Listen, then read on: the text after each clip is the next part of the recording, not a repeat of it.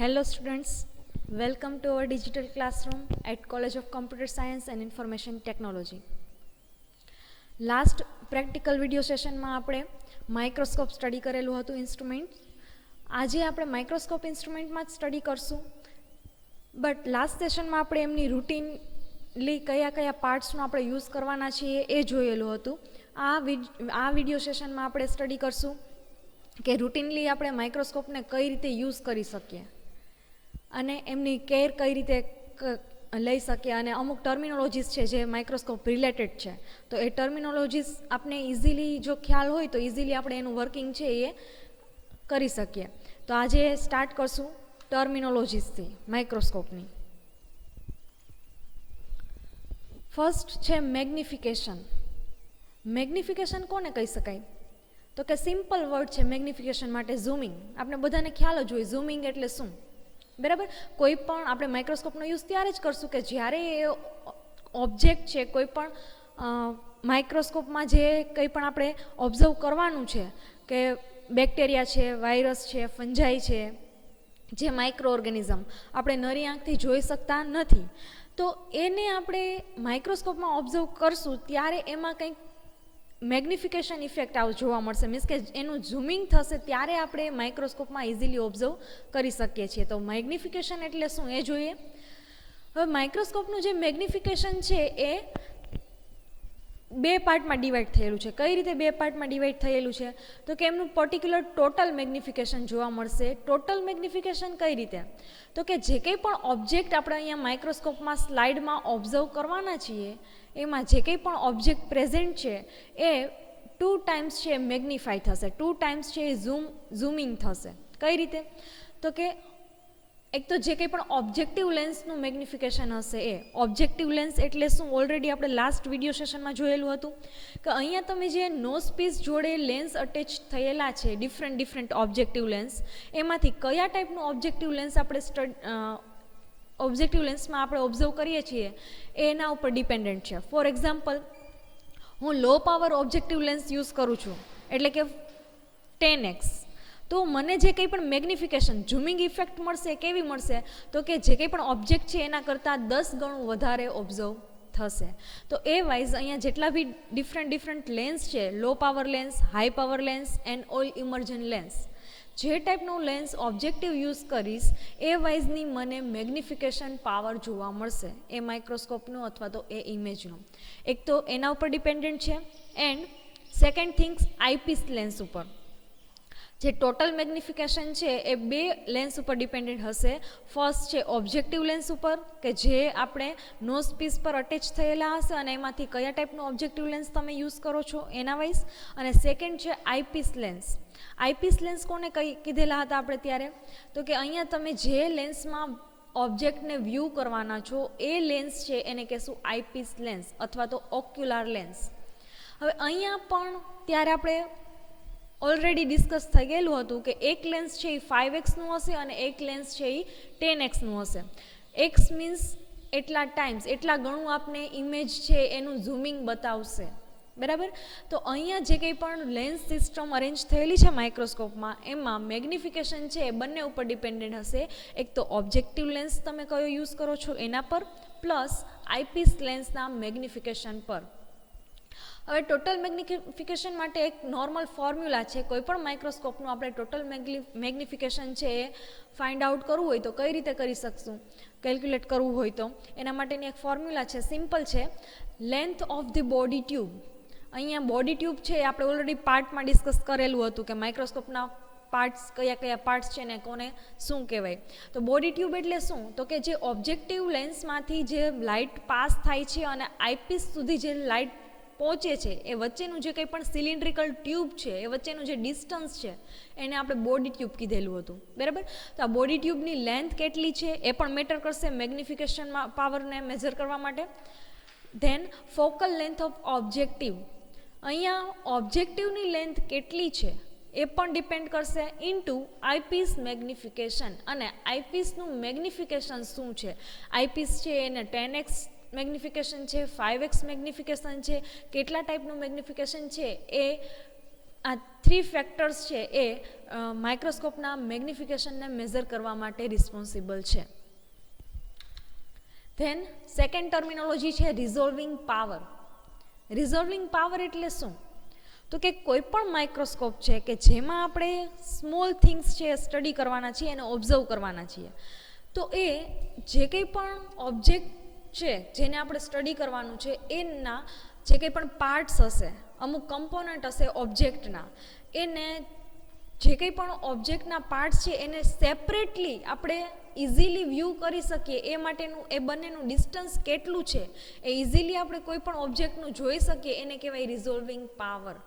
જો માઇક્રોસ્કોપનો રિઝોલ્વિંગ power high હશે તો તમે કોઈ પણ ઓબ્જેક્ટમાં એકદમ પાસેની જે કંઈ પણ, ફોર એક્ઝામ્પલ હું અહીંયા 2 લાઇન ડ્રો કરું છું, બરાબર, સાવ નજીકમાં મેં 2 લાઇન ડ્રો કરેલી છે. હવે આ જે હું લાઇન છે એને હું માઇક્રોસ્કોપમાં ઓબ્ઝર્વ કરીશ તો મને સેપરેટલી, જેટલું બી સેપરેટલી એ બંને લાઇન મને સેપરેટલી ઓબ્ઝર્વ થશે તો એ માઇક્રોસ્કોપનો રિઝોલ્વિંગ પાવર હાઈ હશે. હવે એ બંને લાઇન મને ઓવરલોપ થયેલી બતાવે એકબીજા ઉપર, જેવી રીતે અત્યારે તમે જોઈ શકો છો સેમ એ જ રીતે બતાવે, તો એ માઇક્રોસ્કોપનો રિઝોલ્વિંગ પાવર કેવો હોય? લો હોય. કઈ રીતે? તો કે કોઈ પણ ઓબ્જેક્ટના જે કંઈ પણ કમ્પોનન્ટ પાર્ટ્સ છે એને પાસેના પાર્ટને પણ સ્મૂધલી આપણે સેપરેટલી બતાવે, સેપરેટલી જોઈ શકીએ માઇક્રોસ્કોપમાં, એ માઇક્રોસ્કોપના એ પાવરને શું કહી શકાય? રિઝોલ્વિંગ પાવર. તો સેમ ડેફિનેશન જોઈએ. It is the ability to show two adjacent means કે પાસેની objects as discrete entities, separate objects. માઇક્રોસ્કોપમાં તમે જે કંઈ પણ ઓબ્જેક્ટને સ્ટડી કરો છો એ ઓબ્જેક્ટ્સમાં પાસે જે કંઈ પણ 2 કમ્પોનન્ટ પડેલા છે એને પણ easily separate objects as a આપને વ્યૂ થાય કોઈ પણ માઇક્રોસ્કોપમાં, તો એ માઇક્રોસ્કોપને શું કહેવાય? એમનો રિઝોલ્વિંગ power. It is depend on the wavelength of light used and the numerical apertures of the objective lens. હવે રિઝોલ્વિંગ પાવર છે એ કઈ 2 થિંગ્સ પર ડિપેન્ડન્ટ હશે?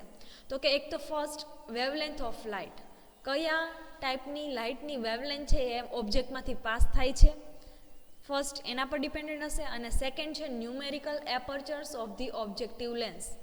ઓબ્જેક્ટિવ લેન્સનું ન્યુમેરિકલ એપર્ચર શું છે એના ઉપર ડિપેન્ડન્ટ હશે.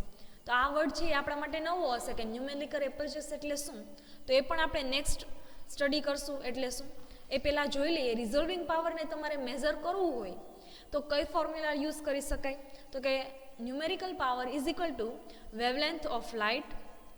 વેવલેન્થ મીન્સ તમે જે લાઇટ પાસ કરો છો ઓબ્જેક્ટમાંથી એની તરંગ લંબાઈ, એને કહેશું વેવલેન્થ. વેવલેન્થ ઓફ લાઇટ, લાઇટની વેવલેન્થ શું છે, divide by 2NA. NA means numerical apertures. આ છે રિઝોલ્વિંગ પાવરનું ફોર્મ્યુલા. હવે આપણે રિઝોલ્વિંગ પાવર મેઝર કરવો હોય તો આપણે એ ખ્યાલ હોવો જોઈએ કે ન્યુમેરિકલ એપર્ચર્સ શું છે. તો એ જોઈએ.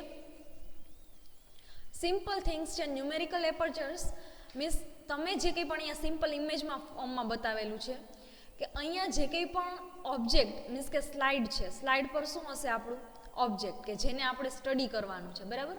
હવે આપણે જે કંઈ પણ લાઇટ પાસ કરશું, લાઇટનો પાથ ક્યાંથી હશે? તો કે એ સ્લાઇડમાંથી જ પાસ થવાની છે. હવે સ્લાઇડ પર જે કંઈ પણ ઓબ્જેક્ટ છે એને આખું લાઇટ છે એ શું કરશે? કવર કરશે. મીન્સ કે એ કંઈ પણ સ્લાઇડ પર જે કંઈ પણ ઓબ્જેક્ટ છે એના પર લાઇટ છે એ સ્પ્રેડ થશે અને આખા જે લાઇટના જે કંઈ પણ રેઝ હશે એ બધા છે એ ઓબ્જેક્ટને શું કરી લેશે? કવર કરી લેશે. એટલા માટે એ લાઇટ છે એ ઓબ્જેક્ટને કવર કરશે ત્યાં સુધી, અને જે કંઈ પણ ઓબ્જેક્ટિવ લેન્સ છે, આ શું છે? ઓબ્જેક્ટિવ લેન્સ, એ બંને વચ્ચે એક પ્રોપરલી એંગલ ક્રિએટ થશે. અહીંયા તમને દેખાય છે ટ્રાયંગલ શેપ, બરાબર, કે લાઇટ પાસ થાય છે ત્યારની મૂવમેન્ટ અને જે કવર કરેલું છે ઓબ્જેક્ટિવ ત્યારની મૂવમેન્ટ, એ બંને વચ્ચે છે એ એક એંગલ ક્રિએટ થશે. અને એ એંગલનો જે હાફ એંગલ છે એને કહેવાય એપર્ચર એંગલ, બરાબર. અને એ એંગલને આપણે જો ડિનોટ કરવું હોય તો આપણે થીટા સાઇનથી પણ એક્સપ્લેન કરી શકીએ. આ જે એંગલ છે એનો જે હાફ આપણે એપર્ચર્સ કાઉન્ટ કરીએ એને કહેવાય એપર્ચર્સ એંગલ, અને એ જે કંઈ પણ અહીંયા ઇમેજમાં આલ્ફાના ફોર્મમાં બતાવેલું છે એને આપણે થીટા સાઇનથી પણ ડિનોટ કરી શકશું.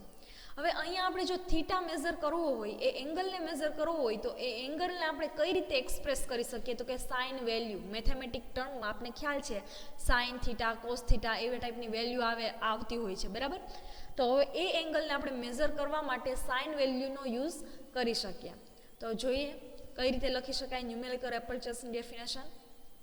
The angle theta made by the optical axis and the outermost rays still covered by the objective is the measure of the apertures. Apertures એટલે સિમ્પલ લેંગ્વેજમાં કહીએ તો space of the objectives. It is the half aperture angles. Simple કીધેલું છે કે જે કંઈ પણ રેઝ છે એ પાસ થશે, ઓબ્જેક્ટને કવર કરશે, એ રેઝ છે જ્યાં ઓપ્ટિકલ લેન્સ સુધી પહોંચશે ત્યાં વચ્ચે એક એંગલ ક્રિએટ કરશે, અને એ એંગલને જો આપણે હાફ એંગલ છે એ મેઝર કરીએ તો એ એંગલને કહેશું એપર્ચર એંગલ્સ, અને એને આપણે થીટા એંગલથી એક્સપ્રેસ કરી શકાય. હવે થીટાને આપણે જો એક્સપ્રેસ કરવું હોય તો આપણે કઈ વેલ્યુ યુઝ કરી શકીએ? તો કે સાઇન વેલ્યુ. ન્યુમેરિકલ એપર્ચર્સ માટે જે સાઇન વેલ્યુ છે એનું મલ્ટિપ્લિકેશન કરશું રિફ્રેક્ટિવ ઇન્ડેક્સ જોડે. ન્યુમેરિકલ એપર્ચરનું એક પર્ટિક્યુલર ફોર્મ્યુલા છે n સાઇન થીટા. થીટા એટલે શું આપણે ઓલરેડી ડિસ્કસ કરી લીધું, અને થીટાને એક્સપ્રેસ કરવા માટે આપણે સાઇન વેલ્યુનો યુઝ કરશું. હવે ન્યુમેરિકલ એપર્ચર્સ આપણે જો મેઝર કરવું હોય તો એને સાઇન થીટાને મલ્ટિપ્લિકેશન આપશું રિફ્રેક્ટિવ ઇન્ડેક્સ જોડે, જેને આપણે સિમ્બોલમાં કહેશું n.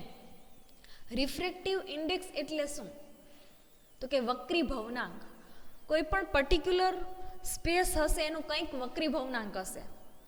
હવે વક્રી ભવનાંક છે એ આપણે કઈ રીતે મેઝર કરી શકીએ? તો કે સિમ્પલ લેંગ્વેજમાં કહીએ વક્રી ભવનાંક શું છે? તો કે જે કંઈ પણ અહીંયા સ્લાઇડમાં જે ઓબ્જેક્ટ છે એ અને ઓબ્જેક્ટિવ લેન્સ વચ્ચેનું જે કંઈ પણ મીડિયમ છે, ફોર એક્ઝામ્પલ તમે સ્લાઇડ વચ્ચે કંઈ પણ મીડિયમ નથી ફીલ કરતા તો શું હશે? એર. તો એરનો પણ પર્ટિક્યુલર કંઈક વક્રી ભવનાંક હશે, જેને આપણે ઇંગ્લિશમાં કહી શકીએ રિફ્રેક્ટિવ ઇન્ડેક્સ, અને સિમ્બોલના ફોર્મમાં શું કહી શકીએ? n. હવે તમે એર સ્લાઇડ ઉપર કોઈ ઓઇલ ડ્રોપ મૂકો છો, બરાબર, કોઈ ઓઇલ મૂકો છો, આપણે ઓબ્જેક્ટિવ જે ઓઇલ ઇમર્જન્સ લેન્સનો યુઝ કરશું ત્યારે આપણે એઝ એ મીડિયમમાં ઓઇલનો યુઝ કરશું, તો ઓઇલ માટે પણ અલગ વક્રી ભવનાંક હશે, રિફ્રેક્ટિવ ઇન્ડેક્સ છે એ અલગ હશે. હવે કંઈ પણ નથી મૂકતા તો કવર સ્લિપ મૂકશો સ્લાઇડ ઉપર, તો સ્લાઇડ ઉપર જે કવર સ્લિપ રાખીએ છીએ એનો પણ કંઈક રિફ્રેક્ટિવ ઇન્ડેક્સ હશે. એટલે સ્લાઇડ પર તમે ઓબ્જેક્ટિવને ઓબ્ઝર્વ કરવા માટે કેવા ટાઈપનું મીડિયમ ફીલ કરો છો એના બેઝ ઉપર એનો વક્રી ભવનાંક એટલે કે રિફ્રેક્ટિવ ઇન્ડેક્સ છે એ ચેન્જ થશે. તો વક્રી ભવનાંકને આપણે શું કહી શકીએ એ જોઈએ. The sine value of the half aperture angle multiply by the refractive index. જે કીધેલું છે ન્યુમેરિકલ એપર્ચર્સનું ફોર્મ્યુલા, કે સાઇન વેલ્યુ છે જે હાફ એપર્ચર એંગલની એને આપણે મલ્ટીપ્લાય કરી શકીએ રિફ્રેક્ટિવ ઇન્ડેક્સ જોડે, અને જે મળે એને કહેશું ન્યુમેરિકલ એપર્ચર્સ. હવે ન્યુમેરિકલ એપર્ચર્સ શું છે એ જોઈએ. The medium filling the space between the front lens and the cover slip give the numerical એપર્ચર્સ.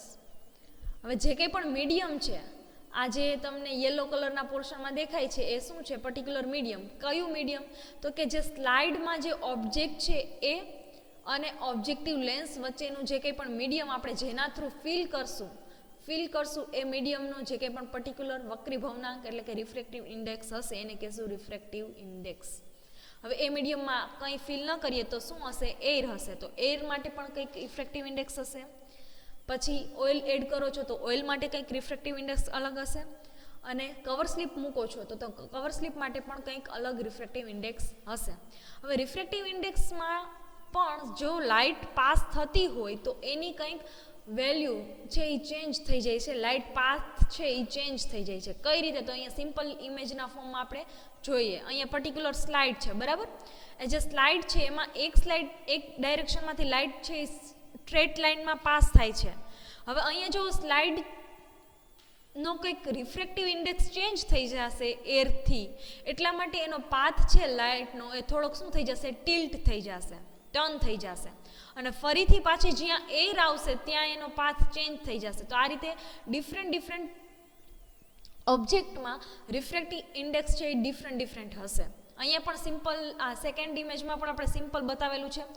એક વ્હાઇટ કલરનો જે કંઈ પણ છે ત્યાં એર છે, કોઈ પણ ટાઈપનું રિફ્રેક્ટિવ ઇન્ડેક્સ નથી.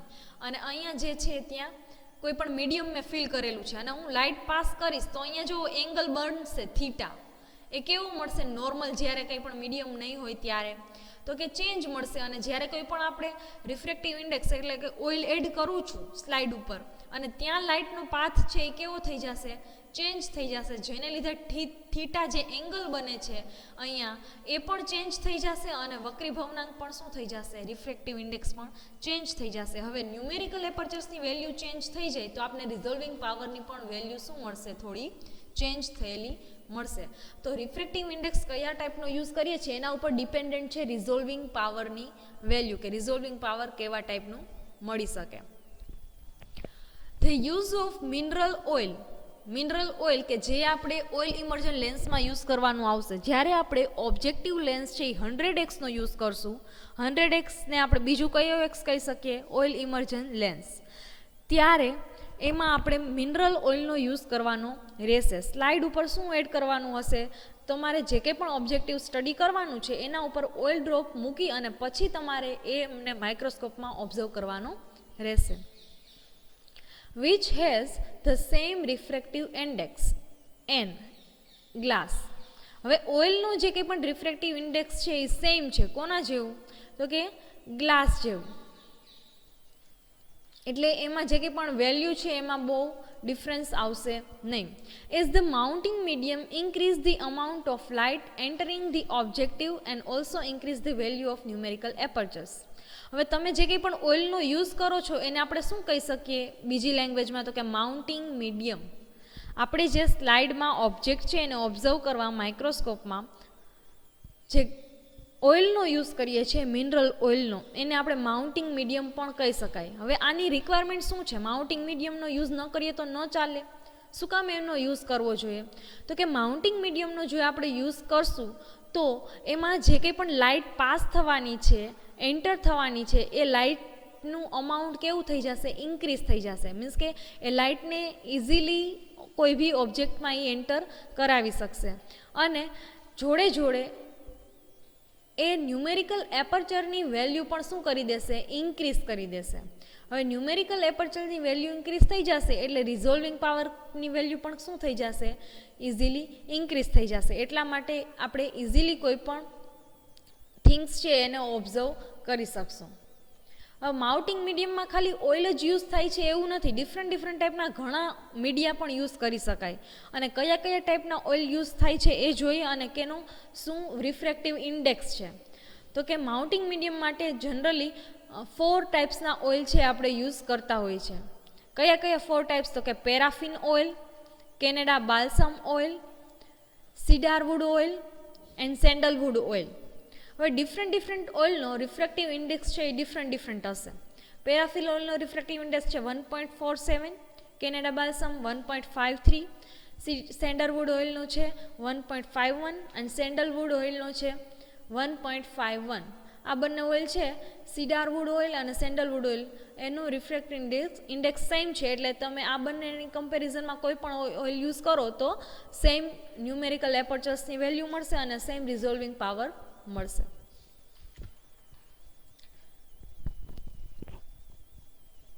ધેન સ્ટાર્ટ કરશું યુઝિંગ અ માઇક્રોસ્કોપ. આપણે માઇક્રોસ્કોપનો યુઝ કરવો હોય તો ફર્સ્ટ સ્ટેપ કયું ફોલો કરશું, એના પછી કઈ રીતે આપણે એનો યુઝ કરશું? 1 by 1 આપણે કોઈ પણ સ્લાઇડમાં ઓબ્જેક્ટનો ઓબ્ઝર્વ કરવો છે તો કઈ રીતે આપણે એને યુઝ કરવા માટે સ્ટાર્ટિંગ સ્ટેપ શું લેશું, એન્ડિંગ સ્ટેપ શું લેશું એ જોઈએ. તો કે first, place the microscope on a stable place on a bench or of suitable height free from vibrations. જ્યારે પણ આપણે માઇક્રોસ્કોપનો યુઝ કરવો હોય ત્યારે એના સ્ટેબલ પ્લેસ પર મૂકવું પડશે. સ્ટેબલ પ્લેસ એટલે શું? તો કે તમે કોઈ પણ બેન્ચ પર રાખો છો તો એની હાઇટ છે એ સ્યુટેબલ હોવી જોઈએ કે તમે ઇઝીલી એમાં ઓબ્ઝર્વ કરી શકો. એ ટાઈપની હાઇટ હોવી જોઈએ એ બેન્ચની અને એ બેન્ચ છે એનું વાઇબ્રેશન્સ ન હોવું જોઈએ, વાઇબ્રેશન ફ્રી હોવું જોઈએ. મીન્સ તમે કોઈ પણ ઓબ્જેક્ટને જો ઓબ્ઝર્વ કરતા હોય અને કન્ટિન્યુઅસલી એ વાઇબ્રેટ થશે તો માઇક્રોસ્કોપમાં તમે ઇઝીલી જોઈ શકશો નહીં, ઓબ્ઝર્વ કરી શકશો નહીં. એટલે એક તો વાઇબ્રેશન ફ્રી હોવું જોઈએ, જેના પર તમારા માઇક્રોસ્કોપ મૂકવાનું છે એ ટેબલ અથવા તો બેન્ચ, અને બેન્ચ અથવા તો ટેબલની હાઇટ છે એ પ્રોપર હોવી જોઈએ કે તમે ઇઝીલી એમને હેન્ડલ કરી શકો. Second, provide illumination from any of the source. Illumination એટલે કે જેમાંથી આપણે લાઇટ પાસ કરવાની છે એ ઓબ્જેક્ટ. ઓલરેડી આપણે ડિસ્કસ થયેલું હતું પાર્ટ્સમાં ઇલ્યુમિનેટર, કે લાઇટ સોર્સ જેમાંથી પાસ થશે એને આપણે શું કહી શકીએ, ઇલ્યુમિનેટર. હવે તમારે લાઇટ સોર્સ છે, ફર્સ્ટ તમે માઇક્રોસ્કોપને સ્ટેબલ પ્લેસ પર મૂકશો. સેકન્ડ થિંગ શું કરશો તો કે કોઈ પણ લાઇટ સોર્સ છે એ એના પર એપ્લાય કરશો. કઈ રીતે લાઇટ સોર્સ, તો કે કાં તો તમે લેમ્પનો યુઝ કરી શકો અથવા તો સનલાઇટનો યુઝ કરી શકો. ઓલરેડી ઘણા માઇક્રોસ્કોપમાં લાઇટ સોર્સ પ્રેઝન્ટ હોય છે, ખાલી આપણે શું કરવાનું હોય છે, સ્વિચ ઓન કરવાની હોય છે. સ્વિચ ઓન કરશું એટલે લાઇટ સોર્સ છે શું થશે, લાઇટ છે એમાંથી પાસ થશે. અથવા તો અમુક માઇક્રોસ્કોપને સનલાઇટની રિક્વાયરમેન્ટ હોય તો તમારે શું કરવાનું છે, માઇક્રોસ્કોપમાં કઈ રીતે સનલાઇટ આવે છે એ પ્લેસ પર આપણે માઇક્રોસ્કોપને લઈ જવું પડશે. થર્ડ છે focus the light two pass through diaphragm. Already આમાં જે કંઈ ટર્મિનોલોજીસ આવે છે એ ડિસ્કસ થઈ ગયેલી છે, બરાબર, લાસ્ટ વિડીયો સેશનમાં જ. Diaphragm, condenser and the hall of the stage with maximum intensity of light while setting the mirror. હવે મિરરનો તમે યુઝ કરો છો લાઇટ પાસિંગ માટે અથવા તો કોઈ પણ લાઇટ સોર્સનો યુઝ કરો છો તો એના પર જ શું હશે તો કે ડાયાફ્રામ અને કન્ડેન્સર આ બંને છે એ ક્યાં હશે તો કે જે કંઈ પણ લાઇટ સોર્સ છે એની ઉપર જ.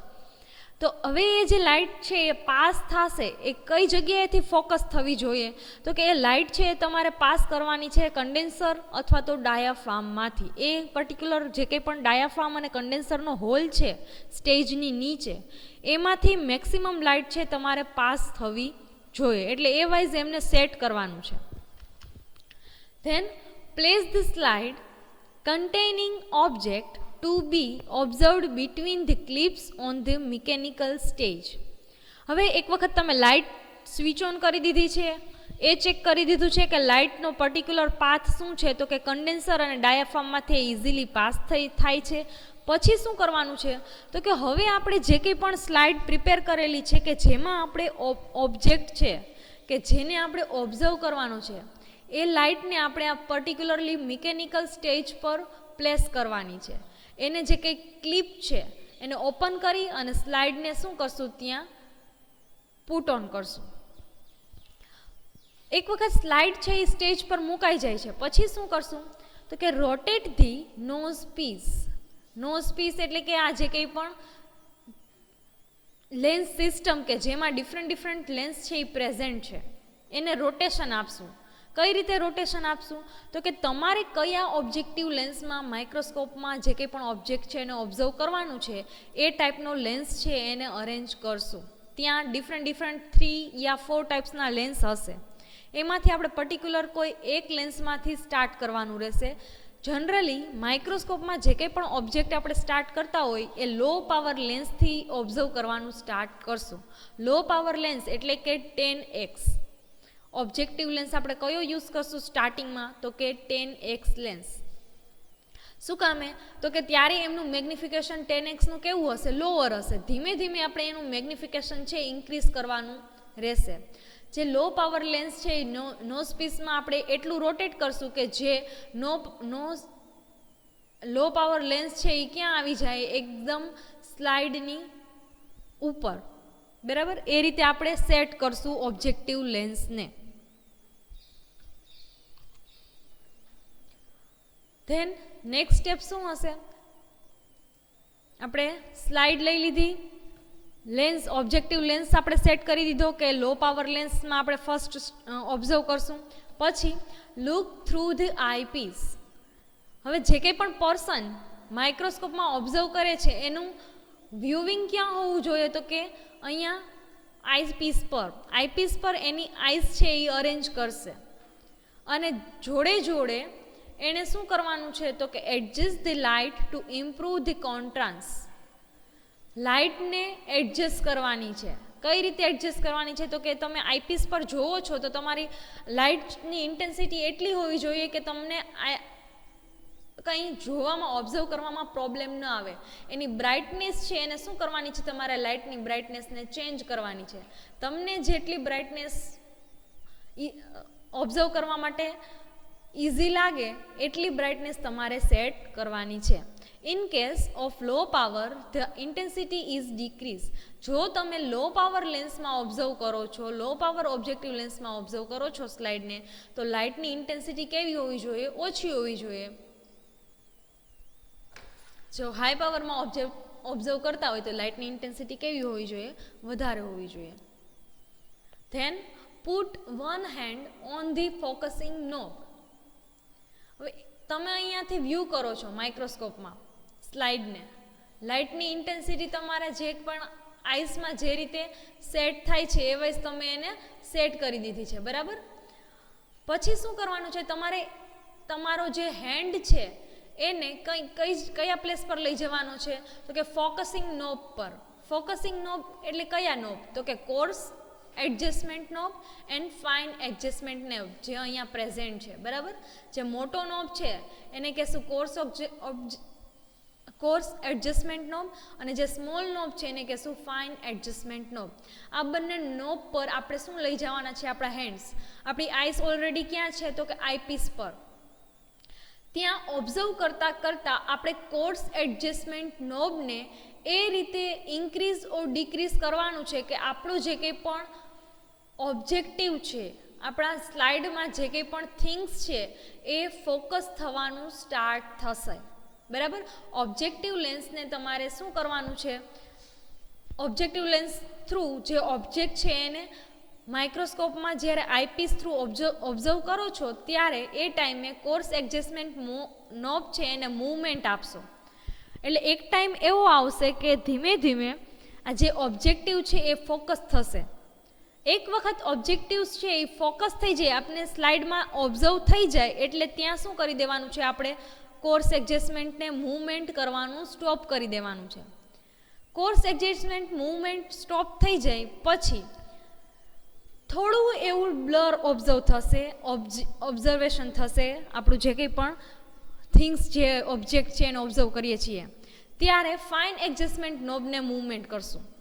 ફાઇન એડજસ્ટમેન્ટ નોબને મૂવમેન્ટ કરશું એટલે જે કંઈ પણ ઓબ્જેક્ટ છે એ શું આવી જશે?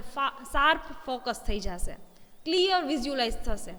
એ ટાઈમે આપણે માઇક્રોસ્કોપ છે એ 10x ઓબ્જેક્ટ્સમાં ફોકસ થઈ ગયેલું હશે. જ્યારે આપણું ઓબ્જેક્ટ છે આપને શાર્પ ફોકસ થઈ જાય ત્યારે. હવે શું કરવાનું છે? તો કે આપણે એક ઓબ્જેક્ટિવ લેન્સમાં આપણે ઓબ્જેક્ટ ઓબ્ઝર્વ થઈ ગયું છે. એ જેટલે કોઈ પણ ઓબ્જેક્ટ છે એનું આપણે 10xમાં ઓબ્ઝર્વ કર્યું એટલે કે જે ઓબ્જેક્ટની વેલ્યુ છે એનાથી આપણે 10 ગણું મોટું ઝૂમિંગ બતાવશે. હવે મારે એનાથી પણ ઇન્ક્રીઝિંગ ઝૂમિંગ જોવું છે, મેગ્નિફિકેશન વધારે જોવું છે. તો શું કરીશ? જે કંઈ પણ નોઝ પીસ છે આપણે 10xનો સેટ કરેલો હતો એને હવે ક્યાં લઈ જશું? હાઈ પાવર લેન્સમાં. આ જે કંઈ પણ નોઝ પીસ છે એને શું ફર્ધર મૂવ કરશું? આપણે 10xમાં ઓબ્ઝર્વ કરી લીધું. હવે એને મૂવ કરશું અને ક્યાં લઈ જશું? 40xમાં. હવે 40xનો ઓબ્જેક્ટિવ છે એને ક્યાં રાખશું? તો કે સ્લાઇડની એક્ઝેક્ટ ઉપર. એટલે નેક્સ્ટ સ્ટેપ આપણો શું હશે? તો કે સ્વિચ ટુ હાઈ પાવર એટલે કે 40x lens and increase the light intensity as needed. હવે તમે ઓબ્જેક્ટિવ લેન્સને ચેન્જ કરો છો તો બની શકે કે તમારે લાઇટની ઇન્ટેન્સિટી ઇન્ક્રીઝ કરવાની રિક્વાયરમેન્ટ હોય. તો જો લાઇટની ઇન્ટેન્સિટી ઇન્ક્રીઝ કરવાની રિક્વાયરમેન્ટ હોય તો તમારે લાઇટની બ્રાઇટનેસ છે એને ચેન્જ કરવાની. ન રિક્વાયરમેન્ટ હોય તો એઝ ઇટ ઇઝ લાઇટમાં આપણે જે રીતે 10xમાં આપણે ઓબ્ઝર્વ કર્યું સેમ એ જ રીતે 40xમાં ઓબ્ઝર્વ કરવાનું રહેશે. હવે એ યાદ રાખશું કે જ્યારે પણ આપણે 10xમાં બધું સેટ કરેલું હતું એ રીતે 40xમાં જ્યારે આપણે ખાલી ઓબ્જેક્ટિવ ચેન્જ કરીએ છીએ ત્યારે બધું સેટિંગ ચેન્જ કરવાની રિક્વાયરમેન્ટ રહેતી નથી. શું કામે? તો કે ઓલરેડી તમે ઓબ્જેક્ટને ફોકસ કરી દીધેલો છે, તમારે ખાલી નોઝ પીસને ચેન્જ કરવાનો હતો. નોઝ પીસમાં જે ઓબ્જેક્ટિવ ચેન્જ કરી દેશો પછી બની શકે તો તમારે કોર્સ એડજસ્ટમેન્ટ અને ફાઇન એડજસ્ટમેન્ટ નોબને સ્મોલ અમાઉન્ટમાં જ ચેન્જ કરવાની રિક્વાયરમેન્ટ હશે. એટલું કરશો એટલે ઇઝીલી તમારું ઓબ્જેક્ટ છે એ તમને ક્લિયર વિઝ્યુલાઇઝ થઈ જશે. શું કામે તો કે ઓલરેડી આપણે સ્લાઇડની મૂવમેન્ટ છે એ 10x કરેલી હોય, એને સેન્ટર પોર્શનમાં જેમાં આપણો ઓબ્જેક્ટ પ્રેઝન્ટ હોય ત્યાં આપણે ઓલરેડી ફોકસિંગ કરી લીધેલું હોય છે. ખાલી આપણે શું ચેન્જ કર્યું છે, નોઝ પીસ ચેન્જ કરેલું છે. એટલે નોઝ પીસ ચેન્જ કરશું એટલે ઓનલી કોર્સ એડજસ્ટમેન્ટ અને ફાઈ એડજસ્ટમેન્ટની મૂવમેન્ટ કરવાની રિક્વાયરમેન્ટ રહેશે. 40x જ્યારે આપણે વિઝ્યુલાઇઝ થઈ જશે પછી આપણે ફરીથી નોઝ પીસને ચેન્જ કરશું અને શેમાં ઓબ્ઝર્વ કરશું તો કે ઓઇલ ઇમર્જન લેન્સમાં.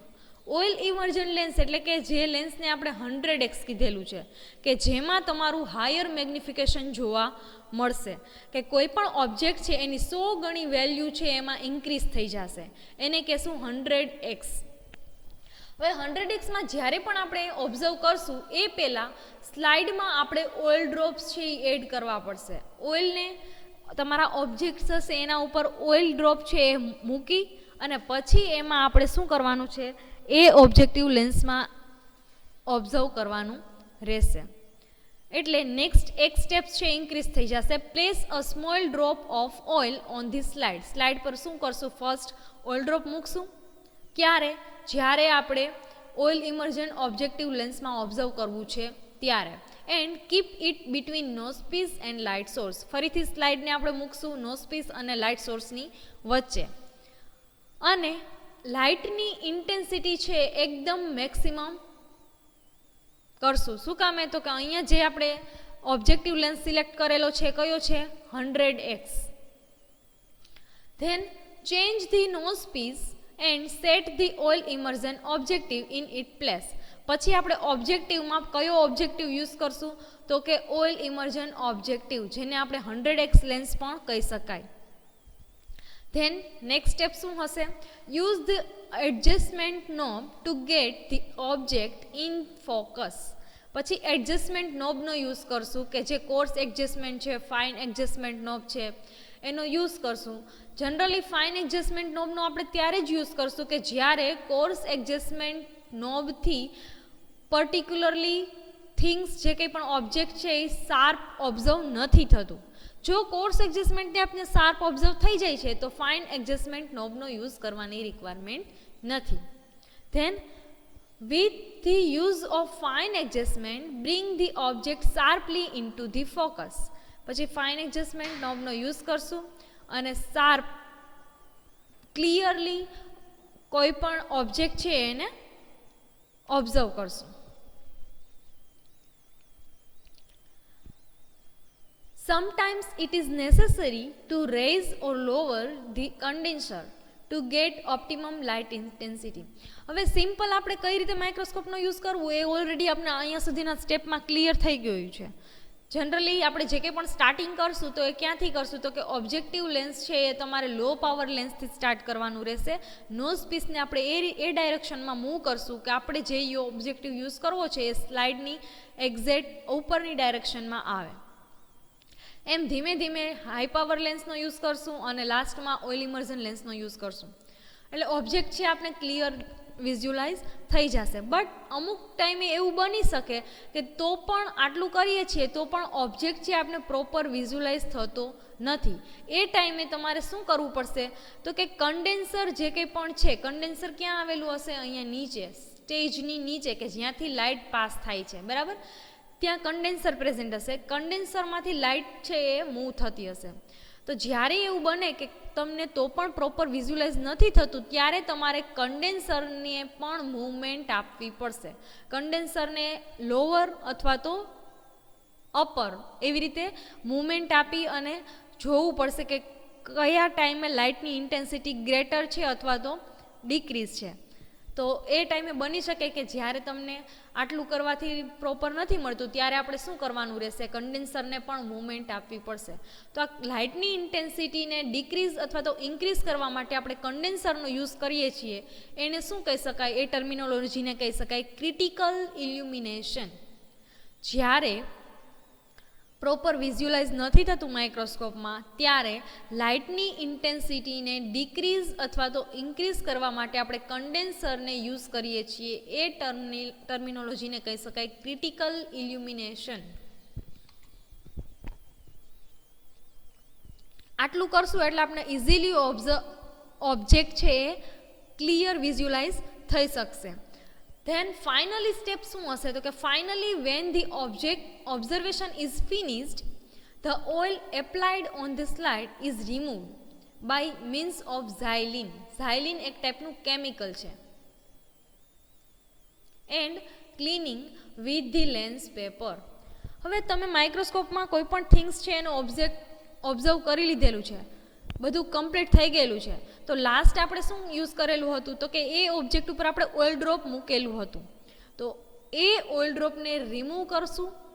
કઈ રીતે રિમૂવ કરશું? તો કે ઝાયલિન નામનું એક કેમિકલ છે, એ કેમિકલથી આપણે જે કંઈ પણ સ્લાઇડ ઉપર ઓઇલ મૂકેલું છે એ ઓઇલને રિમૂવ કરશું અને લેન્સ પેપરનો યુઝ કરશું એ ઓઇલને રિમૂવ કરવા માટે.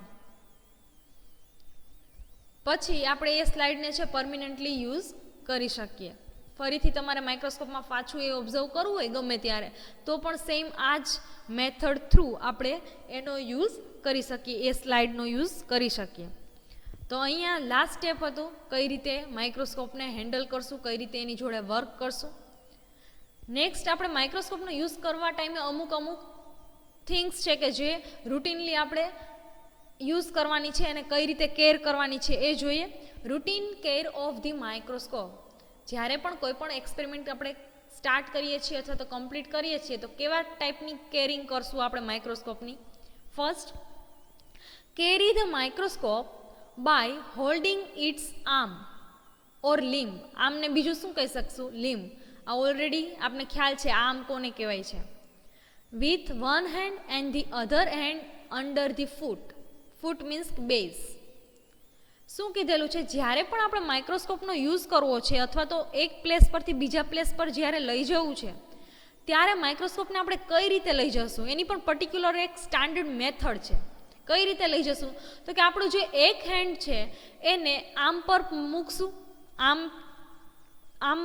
આમથી પકડશું અને સેકન્ડ હેન્ડ છે એને ક્યાં રાખશું? તો કે બેઝમાં, નીચે ફૂટમાં રાખશું. એટલે એ રીતે જ તમારે કોઈ પણ માઇક્રોસ્કોપને એક પ્લેસ પરથી બીજા પ્લેસ પર કેરી કરી જવાનું છે મૂકવા માટે. Never swing the microscope while carrying it, not turn it upside down.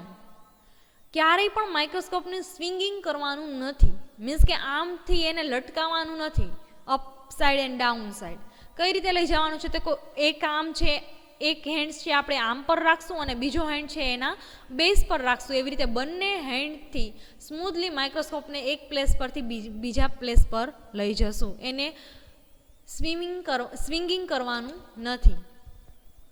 Than second શું કેર લેશું? તો કે never rub and objective into a slide. જ્યારે પણ આપણે માઇક્રોસ્કોપમાં ઓબ્ઝર્વ કરતા હોય ત્યારે આપણે ખ્યાલ છે કે કોર્સ એડજસ્ટમેન્ટનો આપણે યુઝ કરશું. આ જે કંઈ પણ નોબ છે એનો યુઝ કરશું તો ધીમે ધીમે આ જે કંઈ પણ સ્ટેજ છે એ ઉપરની ડાયરેક્શનમાં મૂવ થશે અને ઓબ્જેક્ટિવમાં આપણે ઓબ્ઝર્વ થશે. એ ટાઈમે આપણે ઓબ્જેક્ટિવને એટલું પણ સ્લાઇડ જોડે રબ કરાવવાનું નથી, એટલે કે ફોર્સફુલી શું કરવાનું નથી?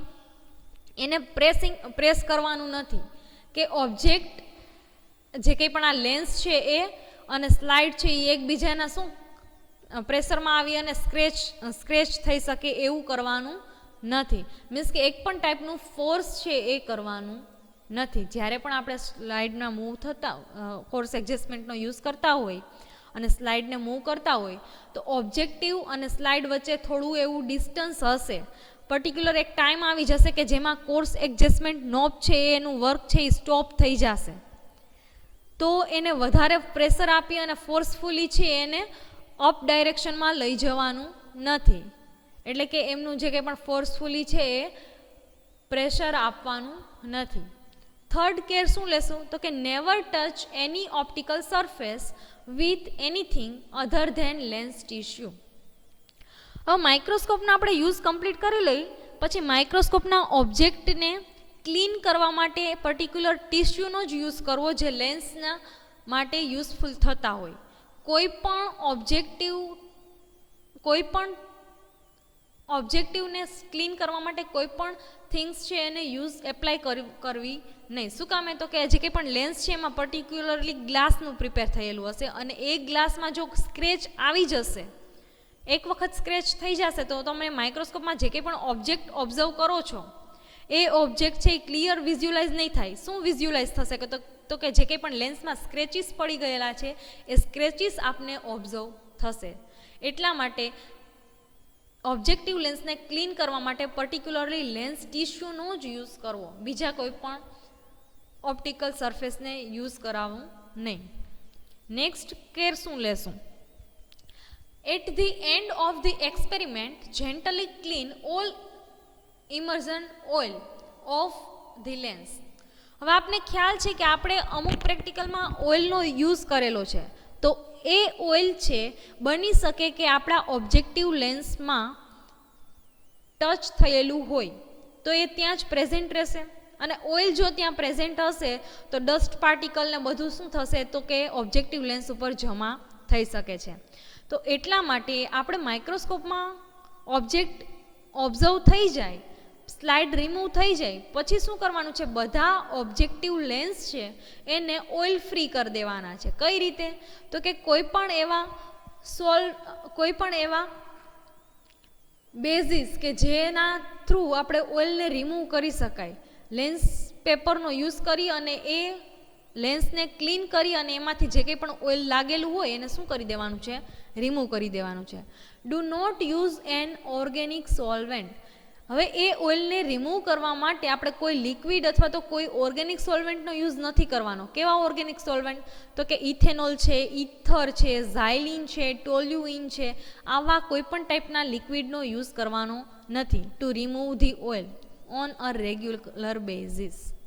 બરાબર, રેગ્યુલર બેઝિસમાં ઓઇલને રિમૂવ કરવા માટે આવા કોઈ પણ ટાઈપના ઓર્ગેનિક સોલ્વેન્ટનો યુઝ કરવાનો નથી. Next, dust and fungus are the worst enemies of microscope. આપને ખ્યાલ છે ડસ્ટ પાર્ટિકલ અને ફંગસ મીન્સ ફંજાઈ, ફૂગ જેને આપણે કહીએ છીએ, આ જે માઇક્રોસ્કોપના ડેન્જરસ એનિમીઝ છે. ડેન્જરસ શું કહેવાય? દુશ્મન છે. બરાબર. શું કામ એ ડેન્જરસ છે? તો કે એક વખત જો માઇક્રોસ્કોપના લેન્સમાં ડસ્ટ પાર્ટિકલ્સ અને ફંગસ આવી જાય છે, એમનું કન્ટામિનેશન લાગી જાય છે, પછી આપણા માઇક્રોસ્કોપના લેન્સમાં આપણે જે કંઈ પણ ઓબ્જેક્ટને વિઝ્યુલાઇઝ કરવાનું છે એ ક્લિયર વિઝ્યુલાઇઝ થઈ શકતું નથી. એટલા માટે ડસ્ટ અને ફંગસથી માઇક્રોસ્કોપને પ્રોપરલી મેન્ટેન કરવું પડશે.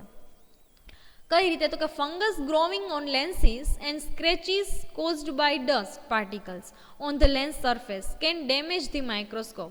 હવે ફંગસ શું કરશે? તો કે માઇક્રોસ્કોપના લેન્સમાં જો એ ગ્રો થઈ જશે તો આપણે માઇક્રોસ્કોપમાં બીજું કંઈ ઓબ્ઝર્વ કરવાનું હશે તો એ ઓબ્ઝર્વ નહીં થાય. આપને ઓનલી શું દેખાશે? કે જે ગ્રો થઈ ગયેલું ફંગસ છે એ જ આપને ઓબ્ઝર્વ થશે.